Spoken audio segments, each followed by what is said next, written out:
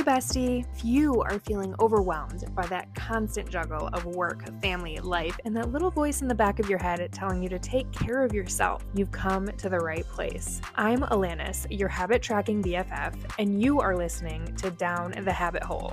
My mission is to help women just like you master their chaos through the power of habits. So go ahead, grab a little drinky drink, and listen up as we dive down the habit hole together and talk through productivity, burnout, decision fatigue, and everything in between.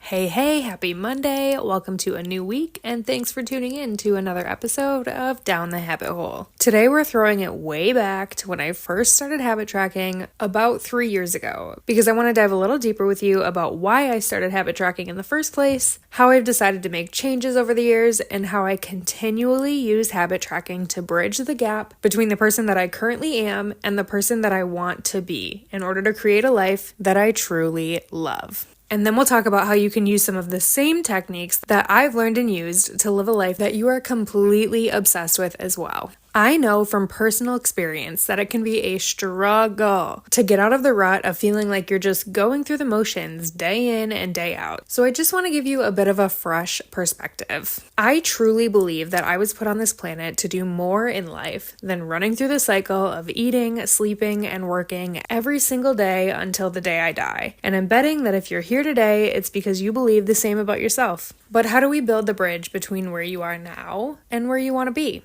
First and foremost, it's so important that you get really clear on what your dream life looks like. So stop what you're doing right now, pause this episode, and grab your journal, because I'm putting you to work today, bestie.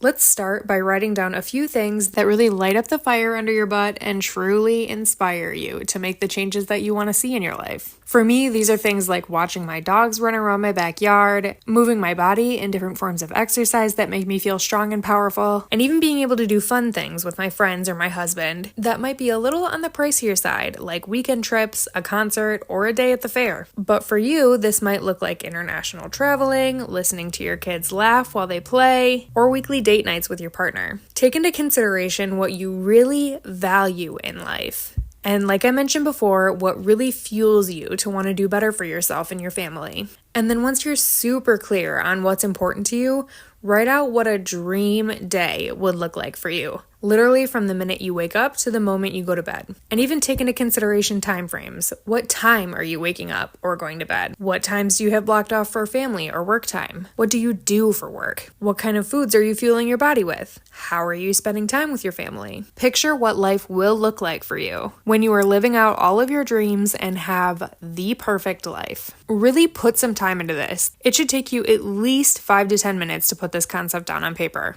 Go ahead, I'll wait.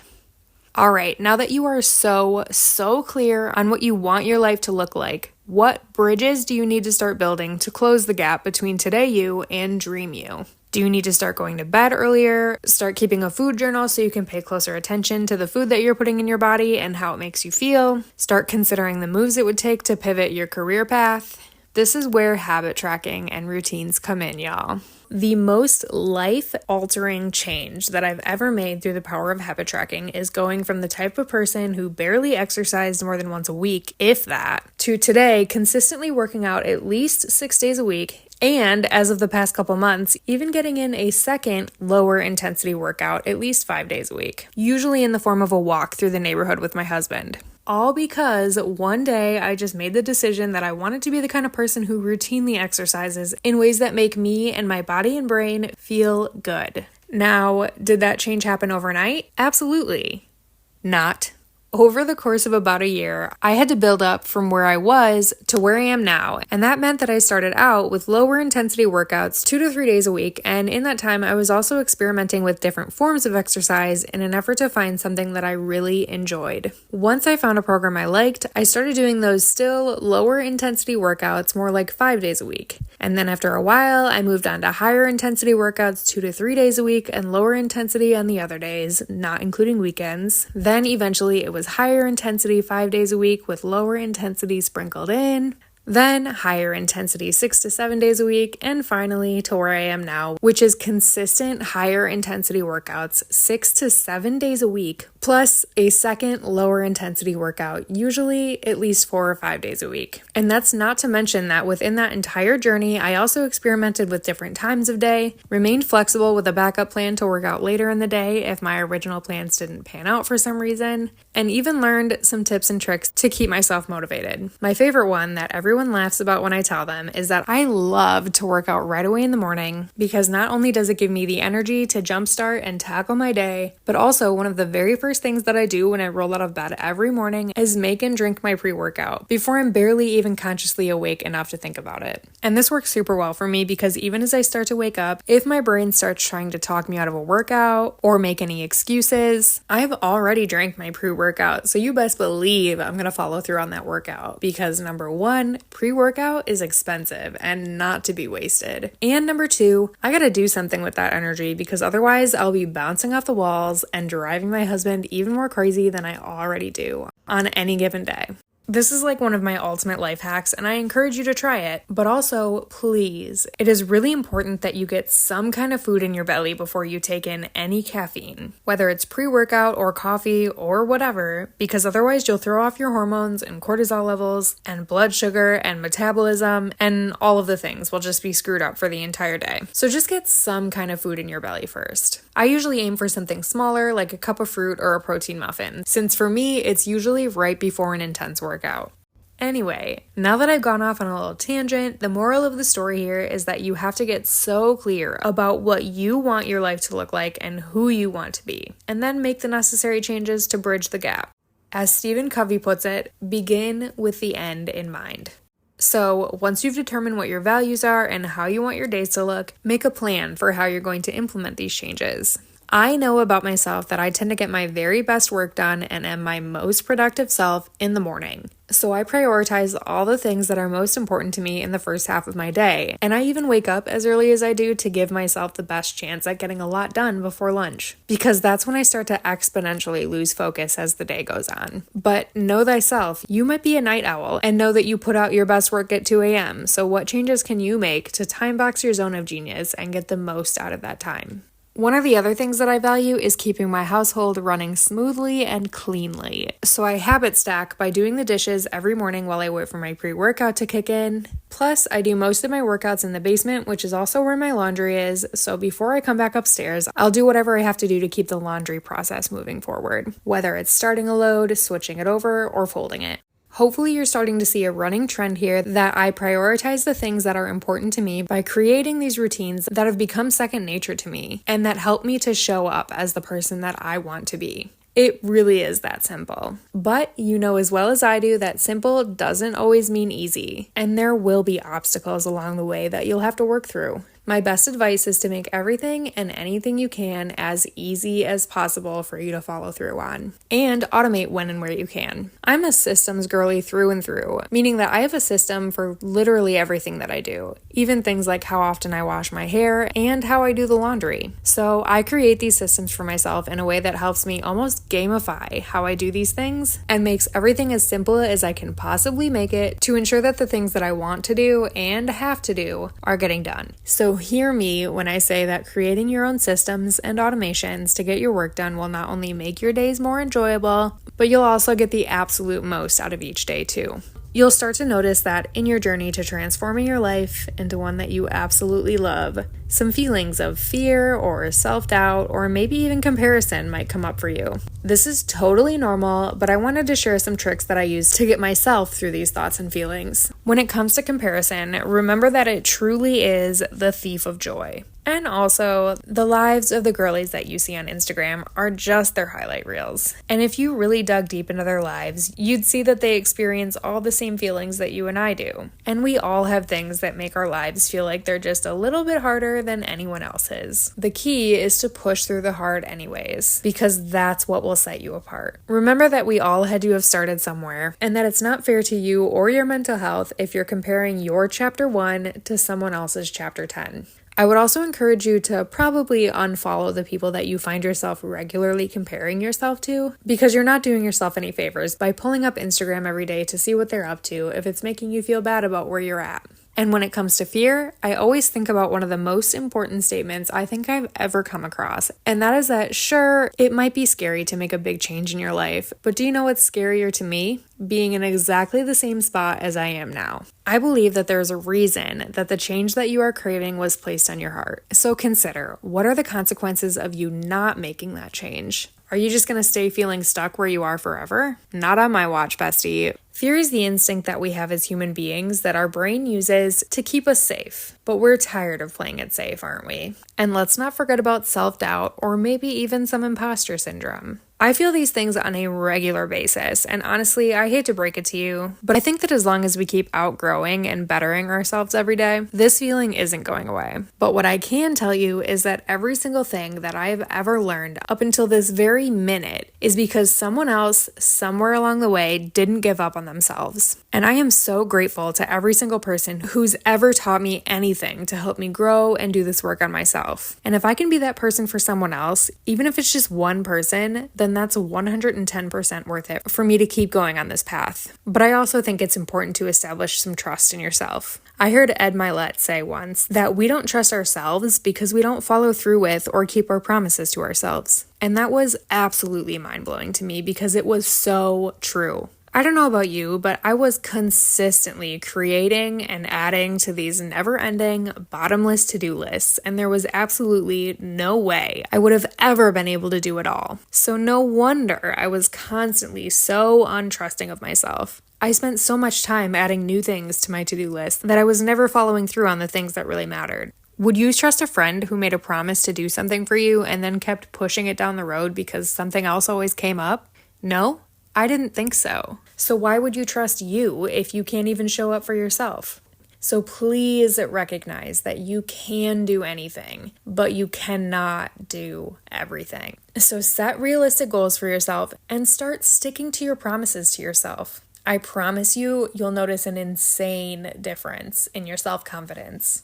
I also just recently learned about the Abraham Hicks emotional guidance scale. And honestly, it's a whole other rabbit hole that we won't go down today. But the basic belief is that you have the ability to control your emotions by using this theoretical stepladder to walk yourself through the lower vibrational emotions that you might be feeling up to the higher vibrational feelings like empowerment and appreciation, which I actually found to be super interesting. So if you want me to dive deeper into it in a future episode, let me know. The other really important thing to remember here is that what your dream life looks like for you right now might not be what you dream for your life to look like a year from now. Things will change over time and your values might shift, so it's important to be flexible with this and make an effort to reevaluate every once in a while. Especially as you start to achieve those goals that you set out for, your life is going to start to look different for you, and that is the goal. This is truly meant to be a journey, and there is no end in sight. So do keep moving the goalpost to align with how you want to continue to live your life, but also don't forget to celebrate the small wins when you get them. One thing I like to do to help remind myself to celebrate the small wins is in my journal every morning, I write down 3 things that went well for me the day before and 1 thing that didn't go so well or that I felt like could have gone better. And then I ask myself what I could have done or what I will do in the future if the situation presents itself again to improve how I feel about the outcome.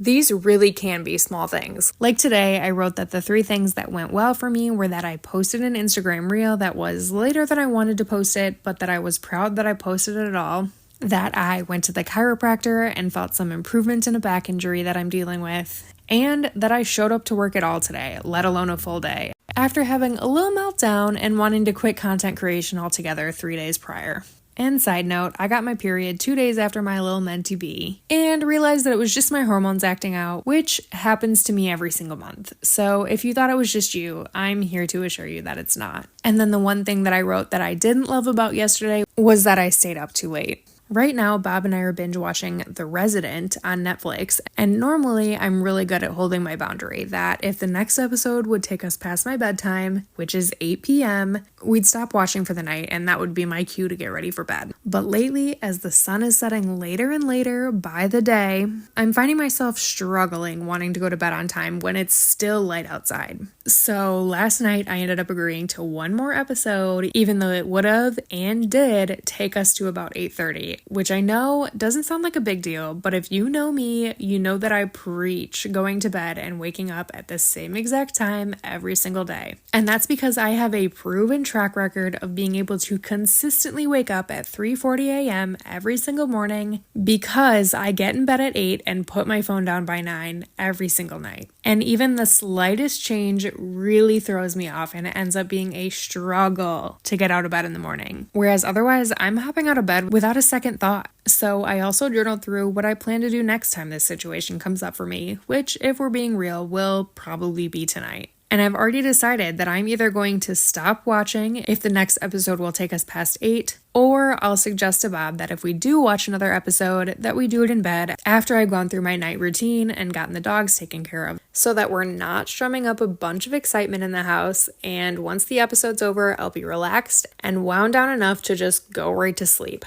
And just a reminder here that the key is to stick to these changes that you're promising to yourself to help you start to gain that trust in yourself. It all ties together, my friend. All right, so just to recap, if you want to start living your dream life today, what do you have to do? Step 1 is getting super clear about what your values are, what's important to you, and how you want your life to look. Remember that this is your dream life, not someone else's. What do you want? But you should know this already because you wrote it down at the beginning of this episode, right? And then the second step is to write out a minute-by-minute timeline of what your perfect dream day would look like for you. And again, I know that you are already very clear on this because you just wrote it down like 20 minutes ago, right? And then third, do what it takes to bridge the gap. Go to bed earlier, meal plan and prep ahead of time, use time blocking to tell your time where to go before it tells you. Truly, I'm encouraging you to ask yourself, what would it take to get me from here, where I am now, to that place that I want to be? And then take action on the plan. Remember that nothing changes if nothing changes. And I know that you tuned into this episode today because you are ready for that change. And I am so excited for you to use my framework to get you there. So if you enjoyed today's episode, don't forget to leave a 5-star review. And if you're feeling a little extra gracious today, a written review on Apple Podcasts helps out shows just like this one tremendously, as it gets me in the ears of new friends who might need this episode just as much as you did. I truly believe that there is room in this world for every single one of us to live the life that we're dreaming of. And so please, share this episode with a friend or take a screenshot of it and share it to your Instagram story. P.S. Don't forget to tag me at Down the Habit Hole Pod, and there might even be a free coffee in it for you. And until next time, friend, you deserve to live the life of your dreams. And if no one's told you lately, your gifts have the power to change the world. Thanks for tuning in to another episode of Down the Habit Hole with me, Alanis Van Duzer. Remember, you're not alone in this journey to balancing your chaos. Join me over on Instagram at Down the Habit Hole Pod. And don't be shy, slide into my DMs. I'd love to hear your thoughts on today's episode, answer your burning questions, or even just have a little chat. Plus, if you share this episode on your Instagram story and tag me at Down the Habit Hole Pod, I'll be picking one lucky listener each week to win Starbucks on me. Until next time, friend, may your coffee be strong and your to-do list be short.